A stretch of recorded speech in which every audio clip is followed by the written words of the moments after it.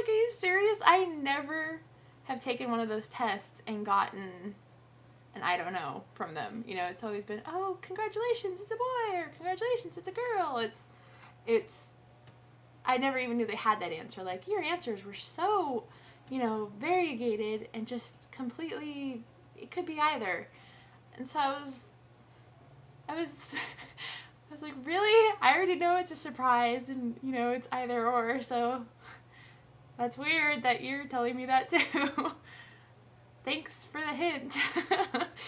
So, I don't want to find out, obviously. We're keeping the gender a surprise, so I just took it for fun, but I thought it was really funny that it came up with a, we don't know either.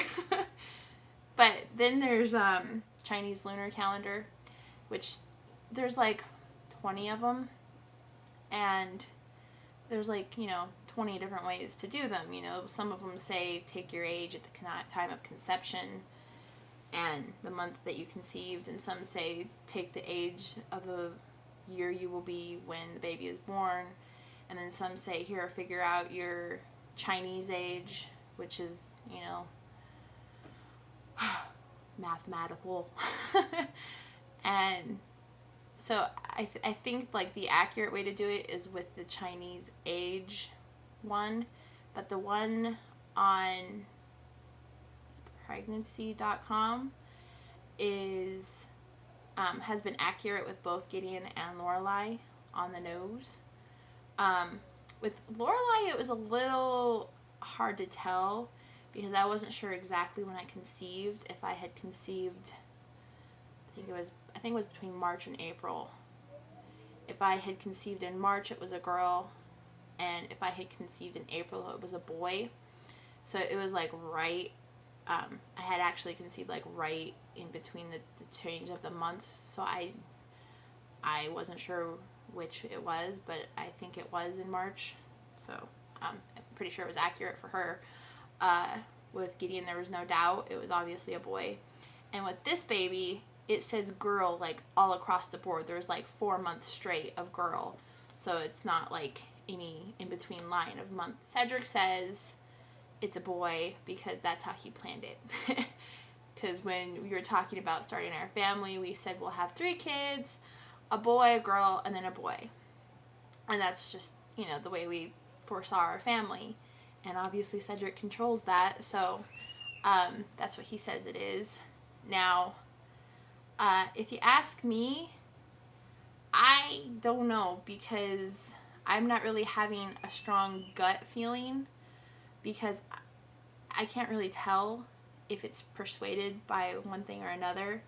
Because if you ask me for my true gut feeling, I would have to say girl, just from my gut, just a gut feeling, you know how that works. But I don't know, because I don't know if that's being persuaded from the Chinese gender thing, which has always been accurate for me, or like my symptoms.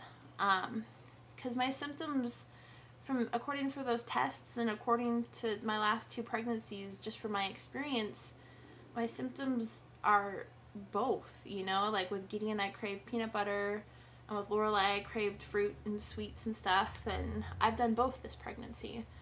And just, you know, morning sickness, I had a lot of that with Lorelai and none with Gideon, and I've had a lot of it with this one. So I don't know, you know, is it just like something that gets progressively worse each time I get pregnant, or is it a girl thing? So I don't have a true honest gut feeling, but I'm kind of leaning toward girl. Cedric's leaning toward boy. I really honestly truly don't care either way. The only reason I would want one or the other is I would want a girl because I just had one and I have plenty of girl clothes, and some of them which she never even got to wear. And over the years I've gotten rid of slowly like little bits and pieces and bunches of boy clothes, so I'm kind of dwindling on boy clothes. So that's the only reason, you know, I have plenty of girl stuff, but either way I don't have a preference. Oh, and also I like the boy name we have picked out a little better than I like the girl name. The boy name is more unique, and our kids are both rather unique. You know, it's like names that you've heard before, but you don't hear all the time. Like, oh yeah, I've heard that name. You just don't hear it like every day.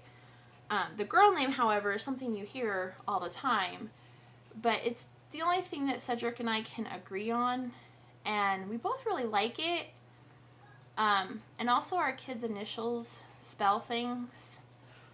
Gideon is Gem and Lorelai is Lamb. And so with this baby, it's difficult to pick a name that spells something good that doesn't spell something terrible, because, you know, you could spell like DAM with our name, and, you know, you don't want our kid to go around with that. And then you have to consider a girl might change her last name in the future. So it's exhausting. And we had the girl name picked, and then I got like restless, and I'm like, Cedric, we have to think of another girl name. He's like, no, we had it ready, we're done. And I'm like, no, we have to just think about it, because I'm not satisfied with it. And so we have a few, and we've decided just to wait and see, to make sure, you know, whether it is a boy or girl, and then we'll worry about it. And if it is a girl, then we'll look at her and, you know, see what she looks like, because we have a couple names figured out. As far as clothes go, like I said, I've gone through all of my kids' clothes and sorted them all out according to size and gender, and labeled them and put them in bags, all in one big box in the house. So I have a bag of neutral baby clothes that, you know, right away, no question, will be used and washed and ready to go in a box right next to the baby. And then I have a bag ready to grab in that box of girl clothes and boy clothes. So we'll be like, hey, look, it's a boy. Okay, go get those clothes. So, or a girl, whatever. I get headaches like every day. Now, I'm not sure if that's from like stress and blood pressure problems, or if it's from our crappy old bed that we need to buy a new one.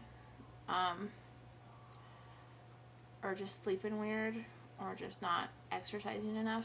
I don't know. Because I sit here most of the time and just, you know, watch TV or play on the computer when I'm not chasing my kids around. So, it could be a combination of everything.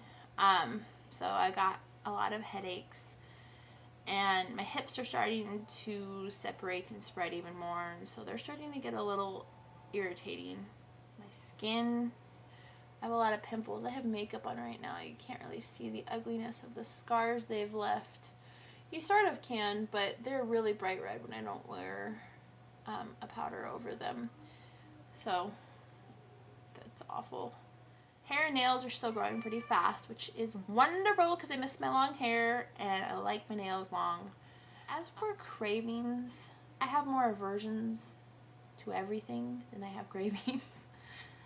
I mean, just, it's awful. It's like I've never experienced this with my other kids, where it's just everything sounds terrible. It just makes me sick to think about it. And still, I thought this would go away within the second trimester, and I'm already, you know, well into the second trimester, and it's not coming back. And my appetite isn't really coming back either. I'll have a good breakfast as soon as I wake up because I'm hungry, and I'll have cereal, cream of wheat, oatmeal, stuff like that, and fruit. Fruit is always acceptable to me. Just, it's, I guess, one of my cravings. It's always palatable to me. Like I said, I have breakfast in the morning, I have some cereal, and then when lunch comes around, I get famished. I'm like, oh, I need to eat so bad. I'm starving. Oh, I'm so hungry. And, you know, it just hits like that. It's like, I'll think, okay, do I need to eat? No, I'm good. And then, you know, 5 minutes later, I'm like, wait, I'm starving. So it's really frustrating because then I'm like, you know, like getting shaky and my stomach is growling. But then I'm like, okay, what should I eat? Ew, everything sounds horrible. I have shrimp. Ooh, that sounds gross. Eggs. Bleh, you know, it comes and goes, and it varies from day to day whether I like something or not. But the one thing that has been my very favorite and will be forever is grilled cheese. I will always and forever. I've not gotten sick of it yet, and it always sounds good, and it always makes me feel better, and it's my constant. So if ever I don't want to eat, I go for a grilled cheese. I'm pretty much always up for cream of wheat or oatmeal, but it just takes time to cook it, so it depends on how much time I have before I faint. So also popsicles have been good, even though it's winter. You know, that's been something I've been craving. And then I had a really strange actual craving, like I could taste it in my mouth and want it for honey. And I usually have my raspberry leaf tea. This is the kind I have. And I usually have a big mug. It's like this big, with 3 bags of tea in it, and I always put honey in it. So I don't know if just having that every day like made me crave the honey or what, but it was just strange. I just wanted like a tablespoonful of honey. There's things I look forward to, like watermelon in the summer, stuff like that, but just nothing, you know, that plus that's a fruit, so fruit is always good to me. Other than that, just grilled cheese and fruit.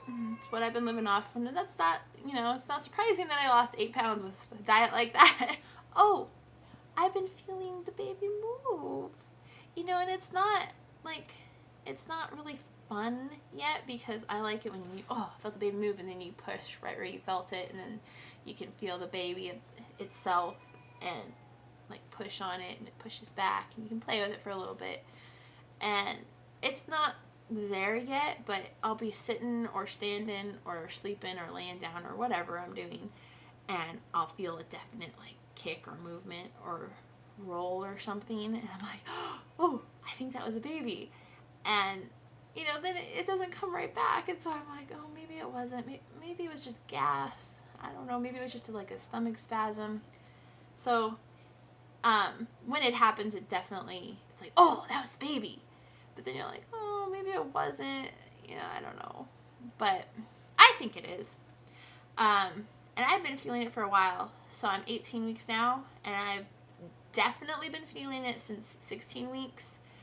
And maybe possibly before that, you know, around 14, 15 weeks, I'm like, I think I just felt the baby. But it's not quite fun yet, because I want Cedric to feel it, and I want to be able to like initiate some playment with it, where you push and pushes back. So that's when it gets fun, and that's what I'm looking forward to, you know, because then it's real. It's like there's a little person in there, and you can feel it when you can touch it, and that's neat. So I'm looking forward to that. So I think that's all. 18 weeks and going strong. Not a problem so far. Yeah. Moving right along. So hopefully I'll be able to do these more regularly. My kids just, I do not look like this every day. I just got nice and clean, and I put on a little bit of makeup, but this is not normal. So if ever I get a time where I can lock my kids in their room to play and let them kill each other for a few minutes while I can get clean and sit here for, it's been 43 minutes since I've started this vlog, so obviously it'll be shorter because I will have edited it. So we'll see what the next one is. It might be a month, it might be next week. Depends on all that transpires until then, and if I have anything else exciting to talk about. But otherwise, I'm on Facebook and YouTube, and you'll see me around. So see you next time. Bye.